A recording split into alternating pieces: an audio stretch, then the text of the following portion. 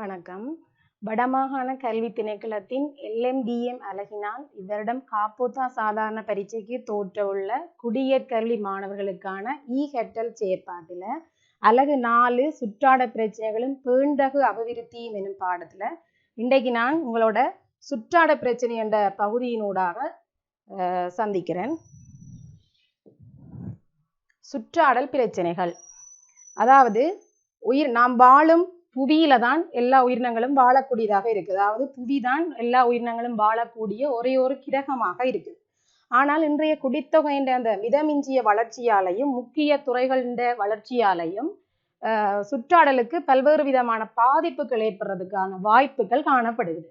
அதாவது குறிப்பாக விவசாயம், கைத்தொழில், விஞ்ஞானம், தொழில்நுட்பம், ஆயுத உற்பத்தி போன்ற நடவடிக்கைகள் ஊடாக நாங்கள் சூழல்ல அதிகமான பாதிப்புகளை செலுத்துகிறோம். அதாவது இந்த துறைகண்ட வளர்ச்சியை சூழலை ஆதாரமாக வைத்து கொண்டுதான் இந்த வளர்ச்சிகள் எல்லைக்கே சென்றிருக்குது.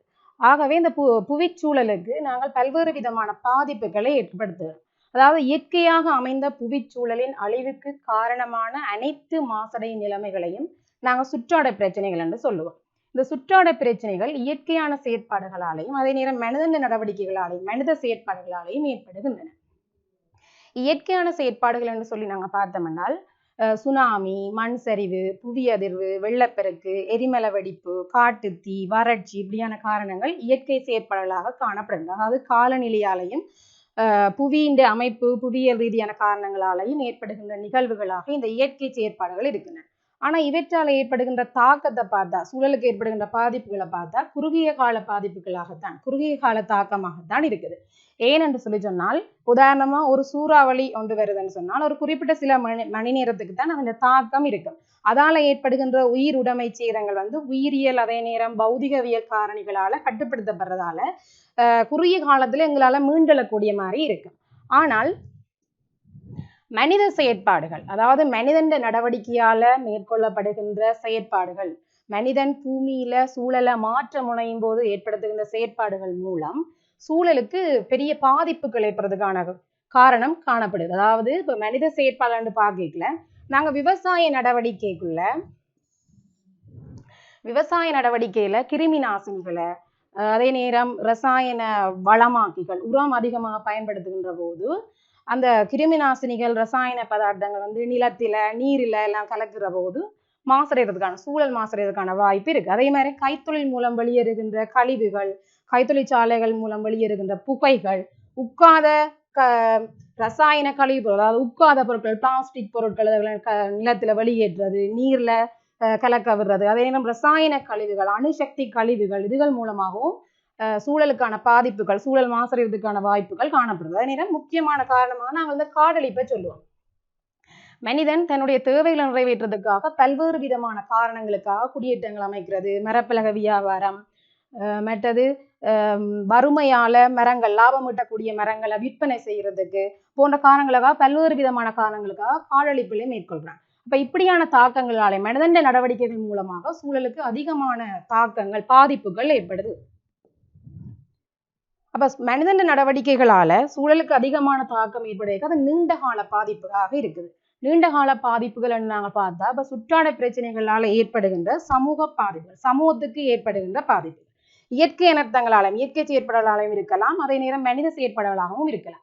சுற்றாட பிரச்சனைகளால் ஏற்படும் சமூக பாதிப்புகள் மனிதன் தன்னுடைய தேவையை நிறைவேற்றிக் கொள்றதுக்காக என்ன செய்யறான்டா, சூழலை அதிகமாக பயன்படுத்துறான், வளங்களை அதிகமாக பயன்படுத்துறான், முறையற்ற வகையில வளத்தை பயன்படுத்துறான். ஆகவே பல்வேறு விதமான பாதிப்புகள் சமூகத்துக்கு ஏற்படும்.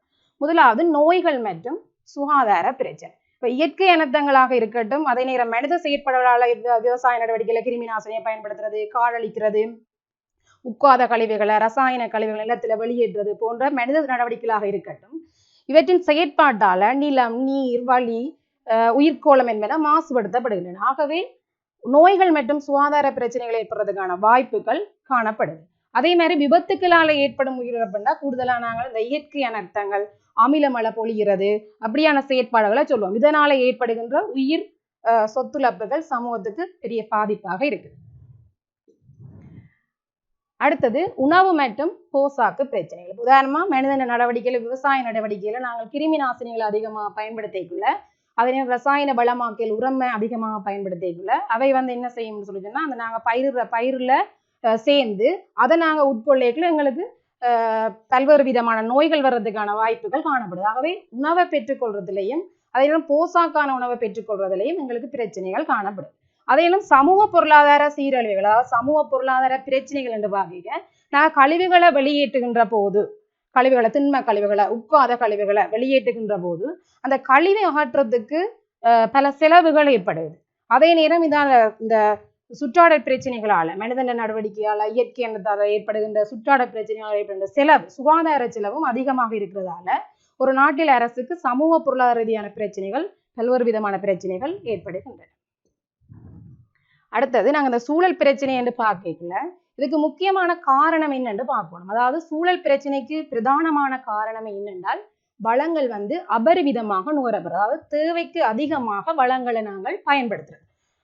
பெரும்பாலும் இதை நாங்கள் எங்க பார்க்கலாம் என்று சொல்லி சொன்னால் இந்த அபிவிருத்தி அடைந்த நாடுகள், அதாவது வளர்முக நாடுகள், அபிவிருத்தி அடைந்து வரும் நாடுகள்ல இருக்கிற அந்த இயற்கை கனிய வளங்களை என்ன செய்யுதுன்னு சொன்னா தன்னுடைய தேவைக்காக பயன்படுத்துது, சுரண்டி கொள்ளுது. அப்படி ஏற்படையில அங்க அபிவிருத்தி அடைந்து வரும் நாடுகள்ல வறுமை பிரச்சனை ஏற்படும். அதாவது அந்த அபிவிருத்தி அடைந்து வரும் நாடுகள மக்களுக்கு தங்களோட தேவைகளை பூர்த்தி செய்ய முடியாத அளவுக்கு வளம் இல்லாம போகும், வளங்கள் தேய்வடையும். ஆகவே வறுமை பிரச்சனையும் ஏற்படும். இப்ப வறுமை பிரச்சனை ஏற்படுறதாலையும் சுற்றாடல் என்ன செய்யும் அழிவடைவதற்கான காரணமாக இருக்குது. இதுல 2016ஆம் ஆண்டு ஒரு கடந்த கால வினாவில வந்த ஒரு கேள்வி, சுற்றாடல் அழிவடைவதற்கான பிரதான காரணமாக கருதப்படுவது. அதாவது சுற்றாடல் அழிவடைவதற்கு பிரதானமான காரணம் நாங்கள் ஏற்கனவே பார்த்து வளங்கள் அபரிவிதமாக நுகரப்படுறது. இந்த வளங்கள் ஏன் அபரிவிதமாக நுகரப்படுறதால என்ன பிரச்சனை ஏற்படும் என்று சொன்னால் மக்களுக்கு வறுமை ஏற்படும். ஆகவே சுற்றாடல் அழிவடைவதற்கான பிரதான காரணமாக நாங்கள் இதை மக்களினுடையது என்னென்று கருதுவோம் என்று சொன்னால் மக்களினது வறுமை நிலையாகும். அடுத்தது நாங்க பார்ப்போம். இப்ப ஏற்கனவே பார்த்துட்டோம் சுற்றாடல் பிரச்சனைக்கு இயற்கை காரணிகளும் தாக்கம் செலுத்தும், அதே நேரம் மனித நடவடிக்கைகளும் தாக்கம் செலுத்தும் என்று பார்த்திருக்கோம். இப்ப இயற்கை காரணிகளால சூழலுக்கு, அதாவது இயற்கை நிகழ்வுகள் என்னென்ன ஏற்படும் என்று பார்த்தால் மண் சரிவு ஏற்படும், சூறாவளி ஏற்படும், வறட்சி ஏற்படும், புவி அதிர்வு ஏற்படும், சுனாமி, வெள்ளப்பெருக்கு, காட்டுத்தீ, நிலவடிப்பு, இவ்வாறான இயற்கை நிகழ்வுகள் நிகழும். அதாவது இவ்வாறான இயற்கை நிகழ்வுகள் புவியியல் அமைவு காலநிலை மாற்றத்தால் ஏற்பட்டாலும் மனிதன நடவடிக்கையினாலும் மனிதன செயற்பாடுனாலும் இந்த இயற்கை நிகழ்வுகள் இடம்பெறுகின்றன. ஆனால் இந்த இயற்கை நிகழ்வுகளால் ஏற்படுகின்ற தாக்கம் நாங்கள் ஏற்கனவே பார்த்திருக்கிறோம், குறுகிய காலம்தான்.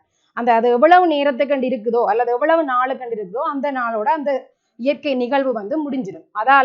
அதால ஏற்படுகின்ற உயிர் இழப்புகள், சொத்துழப்புகள் என்ன செய்யப்படும் என்று சொல்லி சொன்னால் உயிரியல் பகுதியியல் காரணிகளால கட்டுப்படுத்தப்பட்டு மீண்டு வரக்கூடிய மாதிரி இருக்கு.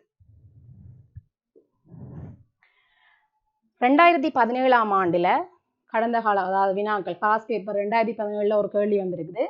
சூழல் பிரச்சனைகள் ஏற்படுவதில் செல்வாக்கு செலுத்துகின்ற இயற்கை நிகழ்வு, அதாவது இயற்கை அனர்த்தங்கள் இவை புவி அதிர்வு. நாங்கள் ஏற்கனவே பார்த்தினாங்கள் புவி அதிர்வு, ஏற்கனவே பார்த்தினாங்க மண் சரிவு, சூறாவளி, வறட்சி, புவி அதிர்வு, சுனாமி, வெள்ளப்பெருக்குகள்லாம் அதாவது இயற்கை நிகழ்வுகளாக, சரிதானே, மனிதன் செயற்பாடுகளால் இல்லாம இயற்கை நிகழ்வுகளாக சூழல் பிரச்சனையால் ஏற்படுகின்ற செல்வாக்கு செலுத்துகின்ற இயற்கை நிகழ்வுகளாக காணப்படுகின்றன. அதே மாதிரி இன்னொரு கேள்வி வந்திருக்கு 2016 இயற்கை சுற்றாடலுக்கு பாதிப்பை ஏற்படுத்துகின்ற இயற்கை காரணங்கள் 2, இயற்கையான நிகழ்வுகள், இயற்கை அனர்த்தங்கள் 2 கொண்ட விடையை தெரிவு செய்ய. முதலாவது இந்த பாலைவனமாதலும் உவர்த்தன்மையையும் பார்த்தோம் என்றால் இது பெரும்பாலும் மனிதன நடவடிக்கையால ஏற்படுகிறது. புவி வெப்பம் அடைதல், அதாவது நன்னீரோட உவர்நீர் கலக்கிறது, அப்படியான செயற்பாடால மனித நடவடிக்கையால ஏற்படும். சூறாவளி, சுனாமி நாங்க ஏற்கனவே பார்த்திருக்கிறோம், இயற்கை நிகழ்வுகள், இயற்கை அனர்த்தங்கள், இயற்கை செயற்பாட்டால இயற்கை காரணங்களால சுற்றாடலுக்கு ஏற்படுகிற பாதிப்பு. பனியாறுகள் உருகுதல், சமுத்திர நீர்மட்டம் உயர்வடைதல், பூகோள வெப்பமடைதல், அமிலமலை வீழ்ச்சி எல்லாமே மனிதன செயற்பாடுகளால ஏற்படுகின்ற சுற்றாடலுக்கு ஏற்படுகின்ற பாதிப்புகள். ஆகவே இதுல இயற்கை காரணம் என்று கேட்டால் இயற்கை காரணங்கள், இயற்கை சுற்றாடலுக்கு பாதிப்பு ஏற்படுகின்ற இயற்கை காரணங்களா சூறாவளியும் சுனாமி. அடுத்தது மனித செயற்பாடுகளால் சூழலுக்கு ஏற்படும் பாதிப்புகள். மனிதன் செயற்பாடால் தான் சூழலுக்கு அநேகமான பாதிப்புகள் ஏற்படுகின்றன. மனிதன் தன்னுடைய வரையறை இல்லாத தேவைகளை அடைந்து கொள்வதற்காக சூழலை தனக்கேற்ற வகையில மாற்றிக்கொள்ள முனைகிறான். அப்படி மாற்றிக்கொள்ளும் போது சூழலுக்கு பல்வேறு விதமான பாதிப்புகள் ஏற்படுகிறது. காடழிக்கிறான், முறையற்ற வளப்பாவனை பயன்படுத்துகிறான், விவசாய நடவடிக்கைகளை ரசாயன பசலைகள், உரம் போன்றவற்றை பயன்படுத்துகிறான், உட்காத கழிவுகளை வெளியேற்றான், முறையான கழிவகற்றல் இல்லை போன்ற நீர் மாசடைதல், நிலம் மாசடைதல், வளி மாசடைதல் போன்ற காரணங்கள்ல மனிதன் செயற்பாடு தாக்கம் செலுத்துறதால பல்வேறு விதமான பாதிப்புகள் சூழலுக்கு ஏற்படுது. அதுல ஒன்றுதான் சமுத்திர நீர்மட்டம் உயர்தல், அமிலமழை பொழிதல், ஓசோன் படலம் பாதிக்கப்படுதல், அதே மாதிரி பனிமலை உருகுதல். தொடர்பாக நாங்கள் பின்னால விரிவா பார்ப்போம். நோய்கள், சுகாதார பிரச்சனை ஏற்படுதல், நீர் மாசடைதல், புவி வெப்பமடைதல், மண்வளம் குன்றுதல் போன்ற செயற்பாடுகள் பாதிப்புகள் ஏற்படுகிறது. இது தொடர்பாக ஒரு கேள்வி வந்திருக்கு 2017. மனித நடவடிக்கையினால் தற்போது உலகம் எதிர்நோக்கியுள்ள சூழல் பிரச்சனைகள் 2 குறிப்பிடுக. ஏற்கனவே பார்த்தனால புவி வெப்பமடைதல், உயிர் பல்லகமை அழிவுறல், பனிமலை உருகுதல், கடல் மட்டம் உயர்தல், நீர்நில மற்றும் வளி மாசடைதல், பாலவினமாதல், அமிலமழை பொழிதல், ஓசோன் படலம் அழிவுறல். இனி நாங்கள் இந்த சுற்றாட பிரச்சனைகள்ல செல்வாக்கு செலுத்துகின்ற, சூழலை பாதிக்கின்ற மனித நடவடிக்கைகளால, அநேக மனித நடவடிக்கைகளால பாதிப்பை ஏற்படுத்துகின்ற காரணிகளை ஒன்றா பார்ப்போம். நீர் மாசடைதல், வளி மாசடைதல், கற்கோளத்துக்கு பாதிப்பு ஏற்படுதல், காலநிலை மாற்றம், காடழிப்பு, உட்காத கழிவுகள், ரசாயன கழிவுகள் நிலத்தில் வெளியேற்றல், பசுமை புரட்சி காரணமாக ரசாயன பதார்த்தங்களை அதிகமாக விவசாய நடவடிக்கைகளை பயன்படுத்தல் போன்ற காரணிகள் சுற்றாட பிரச்சனைகளை செல்வாக்கு செலுத்துறதாக இருக்கு. இப்ப நாங்கள் இந்த காரணிகளை தனித்தனியாக ஒன்றொன்றா பார்ப்போம். முதலாவது நீர் மாசடைதல். அதாவது மனிதனுடைய வாழ்க்கையாக இருக்கட்டும், உயிரினங்கள் என்ற புவியின் இருப்புக்கு கட்டாயம் நீர் மிகவும் முக்கியமானது. நீரானது அந்த பௌதிக ரசாயன உயிரியல் அம்சங்கள்ல மாற்றம் அடைகிறது தான் நீர் மாசடைதல் என்று சொல்லுவோம். அதாவது நீர்நிலைகளான அந்த ஏரி, கடல், ஆறுகள் போன்றவற்றில நீர் அதாவது தன்னுடைய தூய்மைத்தன்மையை மனிதன் நடவடிக்கையினால தூய்மைத்தன்மையை இழந்து சூழல் தொகுதியின் பயன்பாட்டுக்கு ஒவ்வாத ஒரு செயற்பாடு, ஒவ்வாத நிலைமை காணப்படுமாக இருந்தால் அதை நாங்கள் நீர் மாசடைதல் என்று சொல்லுவோம். அதாவது நீரின் இயல்பு தன்மை மாற்றம் அடைகிறது. நீருக்கு பார்த்தீங்கன்னா சுத்தமான நீரின் pH பெருமானம் எப்பவும் 7. சுத்தமான நீரின் அந்த pH பெருமானத்துல அமிலத்தன்மை கூடும்போது அந்த pH பெருமானம் குறையும். அதே மாதிரி காரத்தன்மை கூறும்போது அந்த pH பெருமானம் உயரும். ஆகவே சுத்தமான நீரின் அந்த pH பெருமானத்துல மாற்றங்கள் 7 என்ற அந்த பெருமானத்துல மாற்றங்கள் ஏற்படும் போது அந்த நீரை நாங்கள் சொல்லுவோம் அது அசுத்தமடைந்த, அதாவது சுத்தமற்ற நீர், அதாவது அசுத்தமடைந்த நீர், மாசடைந்த நீர் என்று சொல்லுவோம். ஏன்னு சொன்னால் நீருக்கு இருக்கிற ஒரு விசேட இயல்பு என்னென்னா பொருட்களை இலகுவில வேகமாக கரைசலுக்கு உட்படுத்தக்கூடிய ஆற்றல் நீருக்கு இருக்குது. ஆகவே நீர் வேகமாக என்ன செய்திரும்னா மாசடைதலும். ஏனைய மூலங்களை விட நீர் வேகமாக மாசடைதலும். இதாலதான் உலகில 24% மக்கள் சுத்தமான நீரை பெற முடியாது உள்ளனர். இப்ப இந்த நீர் பல்வேறு விதமான காரணங்களால மாசடைதலுக்கு உட்படுது. இந்த மாசடைகிறது என்னென்ன வழிகளால மாசடைதுன்னு சொல்லி அடுத்து பார்ப்போம். நீர் மாசடையும் சந்தர்ப்பங்கள், அதாவது கைத்தொழில் மூலம் நீர் மாசடைகிறது. உலகிலேயே அதிக வருமானத்தை ஈட்டி தருகின்ற துறையாகவும் அதிக தொழில் வாய்ப்பை வழங்குகின்ற துறையாகவும் இந்த கைத்தொழில் துறை இருக்குது. இந்த கைத்தொழில் துறையின் வளர்ச்சியால இந்த கைத்தொழில் துறையில நாங்கள் பயன்படுத்துகிற அந்த தொழிற்சாலைகளை பயன்படுத்துகின்ற கழிவு பொருட்கள் என்ன செய்யுதுன்னு சொன்னா நீரில கலக்கின்றன. இந்த கழிவு பொருட்கள்ல இருந்து வருகின்ற நச்சு பதார்த்தங்கள், ரசாயன பதார்த்தங்கள் நீரில கலக்கின்றன. நீரில கலக்கும் போது நீர் என்ன செய்யும்னா மாசடையும். அதே மாதிரி விவசாய நடவடிக்கைகள் மூலம் நீர் மாசடைகிறது.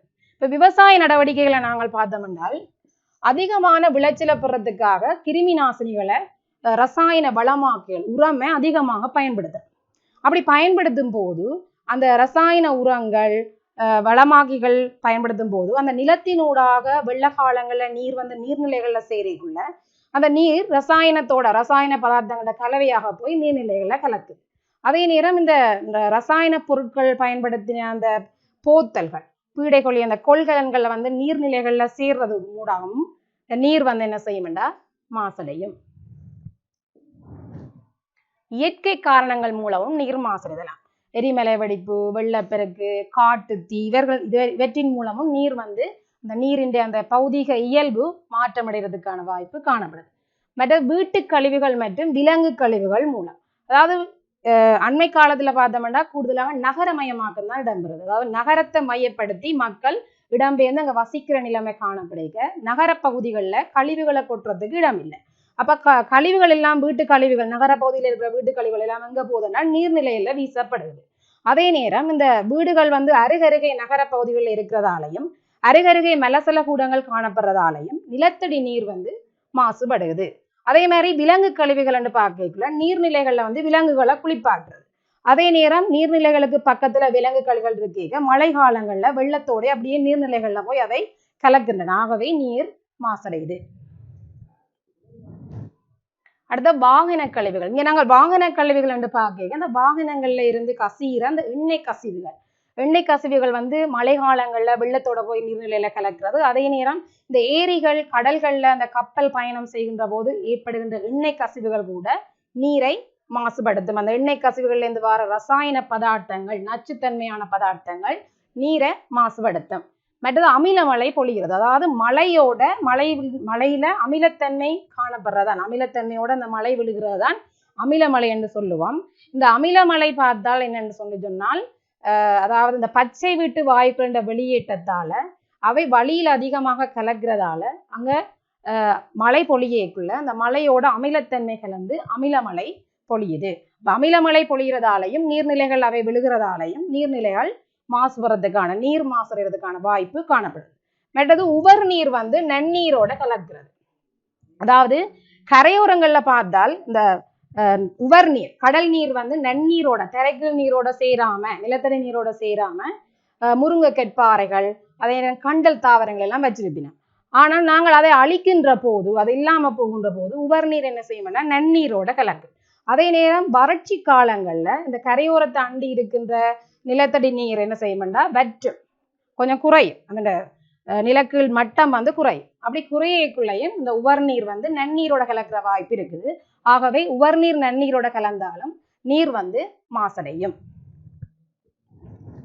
அடுத்த சமுத்திரங்களுக்கு அருகில மேற்கொள்ளும் அணுப்பரிசோதனை. இது கூடுதலாக நாங்கள் வளர்முக நாடுகள் செயற்பாடுகள்ல பார்க்கலாம். கூடுதலாகவே தங்களோட அணுப்பரிசோதனை என்ன செய்யணும்னா கடலுக்குள்ள பரிசோதிக்கிறது அல்லது கடலுக்கு பக்கத்துல பரிசோதிக்கிற செயற்பாட்டை தான் மேற்கொள்ளினோம். இப்படி மேற்கொள்ளைக்குள்ள அந்த இயந்திர கோளாறுகள் காரணமாக சில வேளை அணு ஆயுதங்கள் வெடிக்கிறதுக்கான வாய்ப்பு இருக்கு. அப்படி வெடிக்க அதுல இருந்து வெளியேற நச்சு கதிர்கள் நச்சுத்தன்மையான ரசாயன பதார்த்தங்கள் நீரோட கலக்குகின்றன. நீரோட கலக்கிக நீர் மாசடையும். அதை விட நிலக்கரி மற்றும் ரத்தினக்கல் அகழ்வின் போதும் நீர் மாசடையும். என்னன்னு சொன்னால் உங்களுக்கு தெரியும் இந்த நிலக்கரி மற்றும் ரத்தினக்கல் என்ன செய்யும்னா புவியின் மேற்பரப்பிலையும் இருக்கும். அதே நேரம் கூடுதலா உள்ளதான் இருக்கு. அப்ப அதை தோண்டி எடுக்கக்குள்ள அதுல இருந்து தோன்றுகின்ற நீர் அப்படியே வெள்ள காலங்கள்ல போய் நிலத்தடி நீரோட அதே நேரம் நீர்நிலைகள்ல கலக்கிறது. மற்றது இந்த இரத்தின படிவு கற்களை என்ன செய்யறோம்னா கழுவுறதுக்காக பயன்படுத்துற நீர் நீர்நிலைகள்ல கலக்கின்ற போதும் நீர் வந்து மாசடையும். அப்ப நீர் வந்து பல்வேறு வழிகள்ல மாசடையும் என்று இப்ப பார்த்துனாங்க. இனி இந்த நீர் மாசடைகிறதால என்னென்ன பிரச்சனை ஏற்படும்? நீரியல் வட்டத்தின் செயற்பாடு தடைப்படும். அதாவது நீர் வந்து படி வீழ்ச்சி மழை வீழ்ச்சியாக வந்து பிறகு நீர் ஆவியாகி திருப்ப ஆவி ஒடுக்கமாகி இப்படி மழை வீழ்ச்சியாக இப்படி ஒரு செயல்முறையாக இடம்பெறுகிற அந்த நீரியல் வட்டத்தின் செயற்பாடு தடைப்படும். அதே நேரம் நோய்கள் பரவும். மாசடைந்த நீரை பருகிறதாலையும் அதே நேரம் அந்த மாசடைந்த நீர் சூழல்ல வெளியேறதாலையும் நோய்கள் பரவுறதுக்கான வாய்ப்பு அதிகமாக காணப்படுகிறது. இப்ப மாசடைந்த நீரை நாங்கள் பருகினம் என்று சொன்னால் வாந்தி வயிற்றோட்டம் நெருப்பு காய்ச்சல் போன்ற நோயும் அதே நேரம் மாசடைந்த நீர் சூழல்ல விடுறதால நுளம்புகள பெருக்கம் அதிகரித்து டெங்கு நோய் மலேரியா யானைக்கால் போன்ற நோய்கள் ஏற்படுவதற்கான வாய்ப்புகளும் காணப்படுகிறது. அடுத்த நீர்வாழ் அங்கிகள் அழிவடைதல். அதாவது நீர்நிலைகள் மாசுபடுத்தப்படும் போது நீர்நிலைகள்ல ரசாயன பதார்த்தங்கள் கலக்கப்படும் போது அங்கு வாழுகின்ற நீர்வாழ் அங்கிகள் வந்து அழிவடையும். தொழிற்சாலை கழிவுகள் அணுவாயுத பரிசோதனை மூலம் வெளியேறும் அந்த நச்சு வாயுக்களை நீரோட கலக்கின்ற போது நீர் வந்து மாசுபடுது. ஆகவே இங்கே வாழ்கின்ற நீர்வாழ் அங்கிகளும் அதன் இனப்பெருக்கத்திலையும் பாதிப்பு ஏற்படும். அதே நேரம் அந்த புவி வெப்பமடைகிறதாலையும் பச்சை விட்டு வாய் கொண்ட வெளியேற்றத்தால புவி வெப்பமடைகிறதாலையும் நீர் என்ன செய்யும்னு சொல்லிட்டோம்னா மாசடையும். அப்ப அங்கே வாழுகின்ற அந்த குடம்பி நிலையில இருக்கிற உயிரினங்கள் அந்த நீர் மாசடைகிறதால அழிவடைகிறதுக்குரிய வாய்ப்பு காணப்படுது. அதே நேரம் விவசாய நடவடிக்கை பாதிப்படையும். அதாவது அசுத்தமடைந்த நீரை நாங்கள் விவசாயத்துக்கு பயன்படுத்தும் போது நாங்கள் எதிர்பார்த்த விளைச்சலை பெற முடியாம இருக்கும். ஆகவே விவசாய நடவடிக்கை வந்து பாதிக்கப்படும். தாவர சாகியம் அழிவடைதல், அதாவது தாவரங்கள் அந்த ஒளி தொகுப்பு செயற்பாடுகள் அழிவடைவதற்கான வாய்ப்பு இருக்கு. அதே நேரம் சுத்தமான நீரை பெற்றுக்கொள்ள நாங்கள் அதிக செலவு செய்ய வேண்டி இருக்கு. அதாவது நன்னீரோட உவர்நீர் கலக்கிறது, மற்ற மாசடைந்த நீர் அதிகமாக வர்றதுல நீரை பெற்றுக்கொள்றதுக்கு, சுத்தமான நீரை பெற்றுக்கொள்றதுக்கு அதிக செலவு செய்ய வேண்டி இருக்குது. இதுவும் நீர் மாசடைவதால் ஏற்படுகின்ற பிரச்சனைகளாக இருக்கு. ஆகவே நீர் மாசடைவதால சூழலுக்கு பல்வேறு விதமான பாதிப்புகள் ஏற்படுது. அதே மாதிரி அடுத்தது நாங்கள் கற்கோளம், அதாவது மனிதன் செயற்பாடுகளால கற்கோளத்துக்கு என்னென்ன பாதிப்பு ஏற்படுதுன்னு பார்ப்போம். கற்கோளம் என்றால் என்னன்னு சொல்லி சொன்னால், புவியின் வெளிப்புறத்துல காணப்படுகின்ற அந்த வெண்பாறை படலத்தை தான் கற்கோளம்னு சொல்லுவோம். மனிதன் பெரும்பாலான நடவடிக்கைகள், மனிதனுடைய தேவைகள் எல்லாமே இந்த கற்கோளத்துல இருந்துதான் நிறைவு செய்யப்படுகின்றன. பாறைகள், கனியங்கள், மண் இவற்றினால் ஆனதுதான் கற்கோளம்னு சொல்லுவோம். கற்கோளத்துல நிறைய பாதிப்பை ஏற்படுத்தக்கூடிய வகையில, கற்கோளத்துல பாதிப்பு செலுத்தப்படுகிற மனிதன் தன்னுடைய நடவடிக்கைகளை மேற்கொள்கிறான். அதை என்னன்னு சொல்லி அடுத்ததா பார்ப்போம். அதாவது மனித நடவடிக்கையினால கற்கோளம் பாதிக்கப்படுற சந்தர்ப்பங்கள்: காரியம் அகழ்கிறது, நிலக்கரி அகழ்றது, கனியங்கள் அகழ்றது.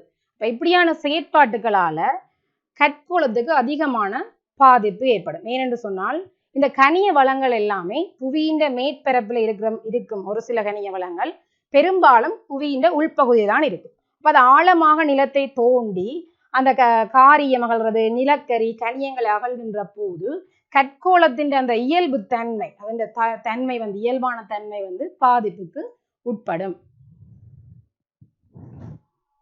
அடுத்த பெருந்தெருக்கள் அமைக்கிறது, தொழிற்சாலை அமைக்கிறது. கூடுதலாக இந்த நாங்கள் தொழிற்சாலைகள் அமைக்கிற போது, பெருந்தெருக்கள் அமைக்கிற போது, சுரங்க பாதைகள் அமைக்கிற போது கற்கோளத்துல அதிகமான செல்வாக்க செலுத்துறோம், அதிகமான பாதிப்பு அதுக்கு ஏற்படுத்துறோம். கற்கோளத்துக்கு பாதிப்பு ஏற்படுத்துறதுனால, மனித நடவடிக்கையினால கற்கோளம் பாதிக்கப்படுறதால என்னென்ன விளைவுகள் ஏற்படும்னா, சுற்றாடந்த இயற்கை அழகு அழிவும். அதாவது முருங்கைக்கற்பாறைகள், நிலக்கரி, இரத்தினக்கல் அதில் அகழும் போது பெரிய பெரிய பள்ளங்கள் எல்லாம் தோன்றும். ஆகவே சுற்றாடலுக்கு அது ஒரு இயற்கை அழகு, சுற்றாடந்த இயற்கை அழகு அழிவுறதுக்கான வாய்ப்பு காணும். மண் வளம் குன்றும். நாங்கள் கற்கோளத்துக்கு பாதிப்பு ஏற்படுத்தக்கூடிய வகையில இரத்தின கற்கள், நிலக்கரி, காரியம் அழிக்கின்ற போது, அதாவது அகழ்கின்ற போது மண்ணின் பௌதிக இயல்பு என்ன செய்யும்னு சொன்னா குன்றும். அந்த பௌதிக இயல்பு பாதிக்கப்படும். ஆகவே மண் வளம் இல்லாம போயிடும். அதுல எந்த பயிரும் செய்ய முடியாம, எந்த ஒரு விளையும், அதாவது விளைநிலங்களாக அதை பயன்படுத்த முடியாத சந்தர்ப்பங்கள் ஏற்படக்கூடிய வாய்ப்பு இருக்குது. ஆகவே மண் வளம் என்ன செய்யும்னா அந்த கற்கோளம் பாதிக்கிறதால குன்றும், அதாவது அழிவடையும். தரிசு நிலம் உருவாகும். மண்வளம் குன்றினால் தரிசு நிலம் உருவாகும். மண்வளம் குன்றினால் அதுல எந்த விவசாய பயிர்களையும், பயிற்சியையும், விவசாயத்தையும் மேற்கொள்ள இயலாது. ஆகவே அந்த நிலம் தரிசு நிலமாக மாறும். மற்ற வெள்ளப்பெருக்கு ஏற்படும். நாங்கள் நிலக்கரி, காரியம், இரத்தினக்கல்கள் அகழுகின்ற போது பெரிய பெரிய பள்ளங்கள் வரும். மழைக்காலங்கள்ல கடலோட நீர்நிலைகள்ல போய் வெள்ளம் அதாவது நீர் போய் சேராமல் இந்த பள்ளங்கள்ல இருக்கிறதால வெள்ளப்பெருக்கு ஏற்படுறதுக்கான வாய்ப்பு காணப்படும். மற்றது நிலக்கீழ் நீர் குறையும். கற்கோளம் பாதிக்கப்படுறதால நிலத்தின் இயல்புகள் மாற்றம் அடையல நிலக்கீழ் நீர் என்ன செய்யும்னு சொன்னால் குறையும். நோய்களும் ஆட்கொள்ளி நோய்களும் பரவுதல். நிலம் மாசுபடுறதால, நிலத்துக்கு நாங்கள் பல்வேறு விதமான ரசாயன கழிவுகளை அனுப்புறதால, உட்காத கழிவுகளை வெளியேற்றதால நிலம் மாசுபடும். நிலம் மாசுபடும் போது பல்வேறு விதமான நோய்கள் பரவுறதுக்கான வாய்ப்பும் காணப்படுது. அதே நேரம் காடுகள் மூடுபடை அழிவுறும். அதாவது காடுகள் தாவரங்கள் நிறைய அழிக்கப்படுறதால, காடுகள் அழிக்கப்படுறதால இரத்தின கல்லுகள், காரியம் அகழ்றது இருக்கிற இடங்கள்ல இருக்கிற மரங்களை நாங்கள் அழிக்கிறதால காடுகள் மூடுபட அழிவுறும். அடுத்து இந்த கற்கோளத்துல பயன்பாடுன்னு பார்க்கல, இந்த நிலத்தின் பயன்பாடு நாங்க பார்க்கணும். அதாவது மனிதனால நிலம் எவ்வாறான மாற்றத்துக்கு உள்ளாகுது. நில பயன்பாடுன்னு சொல்லி சொன்னால் என்னென்றால், இயற்கையாக அமைந்த நிலப்பரப்பை மனிதன் தன்னுடைய தேவைக்கேற்ற வகையில மாற்றி அமைக்கிற ஒரு செயற்பாடு தான் நில பயன்பாடு. அதாவது பின்வரும் காரணங்களுக்காக, அதாவது தொழிற்சாலைகளை அமைக்கிறது, பெருந்தெருக்கள் அமைக்கிறது, விவசாய நடவடிக்கை, செயற்கை சூழல்களை அமைக்கிறது, துறைமுகம் கட்டுறது, விமான நிலையம் கட்டுறது, அப்படி செயற்கை சூழலை அமைக்கிறதுக்காகவும் மனிதன் நிலத்தை என்ன செய்யறான்னு சொன்னா மாற்றத்துக்கு உள்ளாகிறான். இவ்வாறாக மனிதனால் உருவாக்கப்படுற நிலம் மாற்றத்துக்குள்ளாகும் போது சூழலுக்கு பல்வேறு விதமான பாதிப்புகள் ஏற்பதற்கான வாய்ப்பு இருக்கு. இது நாங்கள் ஏற்கனவே கற்கோளத்துல ஏற்படுகின்ற பாதிப்பென்று பார்க்க மண்வளம் குன்றுதல், நிலக்கீழ் நீர்மட்டம் குறைதல், சுற்றாடல் இயற்கை அளவு குறைதல், அந்த பாதிப்புகளை நாங்கள் நிலம் மாற்றத்துக்குள்ளாகும் சந்தர்ப்பங்களிலே ஏற்படுகின்ற பாதிப்புகளாகவும் சொல்லலாம். அடுத்தது காடழிப்பு. அதாவது காடுகள்லாம் காலநிலை மாற்றத்துக்கு பெரிதும் துணை புரிகின்ற ஒரு வளமாக காணப்படுது. உலகின் மொத்த நிலப்பரப்பை 144.8 மில்லியன் சதுர கிலோமீட்டராக காணப்படுது. ஆனால் இதுல 11% மட்டும்தான் பயிர்ச்செய்கைக்கு 11% மட்டும்தான் பயிர்ச்செய்கைக்கு உகந்த நிலமாக காணப்படுது. 11% உகந்த நிலமாக காணப்படுகிற இந்த விவசாய பயிர்ச்செய்கை நிலத்துக்காக தான் நாங்கள் அதிகமான காடுகள் என்ன செய்யறோம்னு சொன்னால் அழிக்கிறோம். 11% பயன்படுத்தக்கூடிய நிலப்பரப்பு தான் விவசாய பயிர்ச்செய்கைக்கு உகந்த நிலம். ஆனா நாங்கள் விவசாயத்தை செய்யறதுக்காக தான் என்ன செய்யறோம்னா அதிகமான காடுகளை அழிக்கிறோம். அதை விட காடழிப்புக்கு பல்வேறு விதமான காரணங்களும் செல்வாக்கு செலுத்துது. தொழிற்சாலைகளை அமைக்கிறது, கைத்தொழில் பேட்டைகள் அமைக்கிறது, மரப்பலகை வியாபாரம், வெட்டு மர வர்த்தக வளர்ச்சி காரணமாக மரப்பலகை, மரக்குற்றி, இந்த தேக்கு, முதிரை, பாலை போன்ற இந்த வைர மரங்களை வெட்டி அதனை வியாபாரம் செய்கிறதாலையும் காடுகள் அழிக்கப்படுது. பெருந்தெருக்களை அமைக்கிறது, நிலக்கரி, காரியம் போன்ற கனிய வளங்கள் அகலும் போதும் காடுகள் அழிக்கப்படுது. அதை விட அண்மை காலங்களை பார்த்தா கூடுதலா நகரமயமாக்கம் காரணமாக குடியிருப்புகளை அமைக்க வேண்டிய தேவை ஏற்படுவதால ஜனத்தொகை இந்த வளர்ச்சி காரணமாக குடியிருப்புகளை அமைக்க வேண்டிய தேவை காரணமாக காடுகள் அழிக்கப்பட்டு அநேகமான குடியிருப்புகள் மேற்கொள்ளப்படுகின்றன. இதை விட இன்னொரு காரணம் இந்த காடழிப்புக்கு சொல்லலாம் என்னன்னு சொன்னா வறுமையாலையும் இந்த காடழிப்பு அநேகமாக மேற்கொள்ளப்படுது. பெரும்பாலும் இந்த கொங்கோ, கென்யா போன்ற நாடுகள்ல பார்த்தால் அவர்கள் வறுமை காரணமாக லாபம் ஈட்டக்கூடிய மரங்களை வெட்டி விற்கிறது, விறகுகளுக்காக மரங்களை வெட்டி விற்கிறது போன்ற வியாபாரத்துல ஈடுபடுகிறார். ஆகவே வறுமையாலையும் காடுகள் பெரிதும் அழிக்கப்படுகின்றன. காடழிப்பை மேற்கொள்ளும் உலகில காடழிப்பை மேற்கொண்ட பாரிய அளவில் காடழிப்பை மேற்கொள்ளும் நாடுகளாக நாங்கள் இந்த 4 நாட்டையும் சொல்லுவோம். அந்த வகையில பார்த்தால் இலங்கையில பார்த்தீங்கன்னு சொன்னால் 78% காடழிப்பு மேற்படுது. மொத்த வனப்பரப்பில் 78% மரப்பல வியாபாரம், குடியிருப்புகள் அமைக்கிறது, மற்றது வறுமை போன்ற காரணங்களால காடழிக்கப்படுது. பங்களாதேஷ்ல பார்த்தா 95% காடுகள் என்ன செய்யுதுன்னு சொன்னால் அழிக்கப்படுது. அதே நேரம் கொங்கோ என்ற நாட்டில 68% காடுகள் அழிக்கப்படுது. ஐவரி கோஸ்டில் 85% காடுகள் அழிக்கப்படுது. உலகிலேயே பாரிய அளவில் காடழிப்பை செய்கிற நாடாக நாங்கள் பங்களாதேஷை சொல்லுவோம். பங்களாதேஷ்ல தான் அதிக அளவில் காடுகள் அழிக்கப்படுகின்றன. காடழிப்பினால என்னென்ன பாதிப்புகள் ஏற்படும்னா ஆக்சிஜன் வளங்களுக்கு தடை ஏற்படுவதோட கார்பனீர் ஆக்சைடு உறிஞ்சு மாற்றல் குறைவடையும். அதாவது தாவரங்கள் என்ன செய்யும் சொல்லி சொன்னால் மனிதர் மூலமும் விலங்குகள் மூலமும் வெளியிடப்படும் கார்பனீர் ஆக்சைடு வாயுவை உறிஞ்சி ஒளித்தொகுப்பு செயற்பாட்டினூடாக ஆக்சிஜனை சூழலுக்கு வழங்குகிறது. ஆகவே காடுகளை நாங்கள் அழிக்கிறதனூடாக இந்த தாவரங்களோட கார்பனீர் ஆக்சைடு உறிஞ்சு மாற்றல் குறைவடைக்க ஆக்சிஜன் வளங்களும் அங்க தடை காணப்படும். அடுத்தது நீர்மட்டம் குறைவறது. காடுகள் மழை வீழ்ச்சியை அதிகமாக ஏற்படுத்தும். அதாவது காடுகள் இருக்கும்போது மழை வீழ்ச்சி அதிகமாக கிடைக்கப்பெறும். ஆகவே காடுகளை அழிக்கிறதால மழை வீழ்ச்சி குறையும். ஆகவே நீர்மட்டம் என்ன செய்யும் என்றால் குறையும்.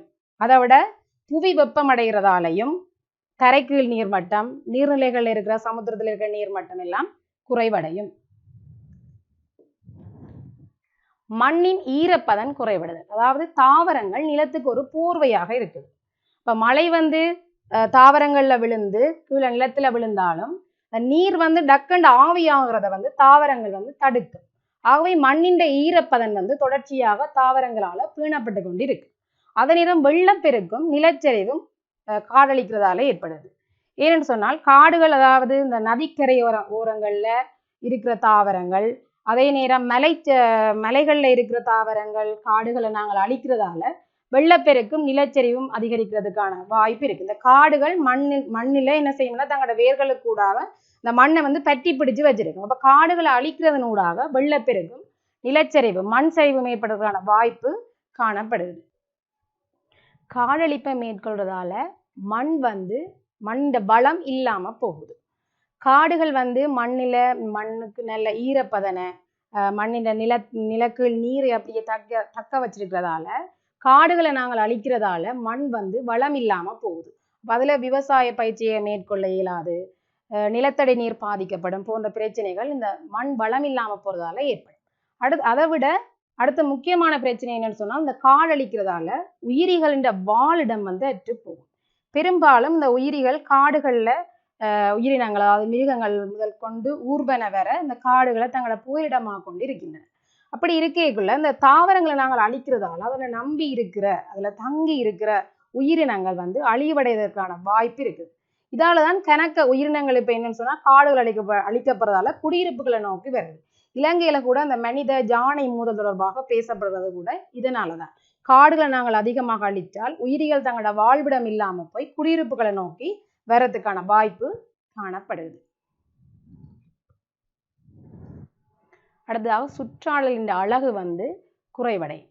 ஒரு காடுகள் சூழலுக்கு மிகவும் அழகை ஏற்படுத்தி கொடுக்கின்ற ஒரு வளமாக காணப்படுகிறது. பச்சை பசேலாக கண்ணுக்கு குளிர்ச்சியை ஏற்படுத்தக்கூடிய வகையில காடுகள் பல்வேறு விதமான தாவரங்கள், மூலிகைகள், விலங்குகள் எல்லாத்தையும் கொண்டு ஒரு சூழல் தொகுதியாக, காட்டு சூழல் தொகுதியாக காணப்படுது.